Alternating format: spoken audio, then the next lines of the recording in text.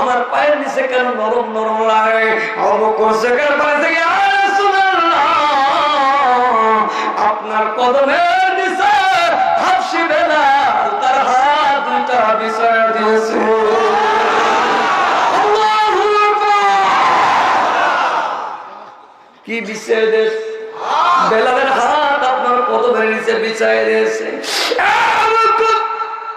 আমি নবী সুদর্শন পড়ুন, আমার ওয়েট এত বেশি, আমার বেলাল দুইটা হাত আমার পায়ের নিচে বিছাইছে। বেলালের কি কষ্ট হয় না রে বেলাল? তুমি আমার পায়ের নিচে নিচে দুইটা হাত বিছাইছো, তোমার কি কষ্ট লাগে না? বেলাল ডাক দিয়ে, ইয়া রাসূলুল্লাহ,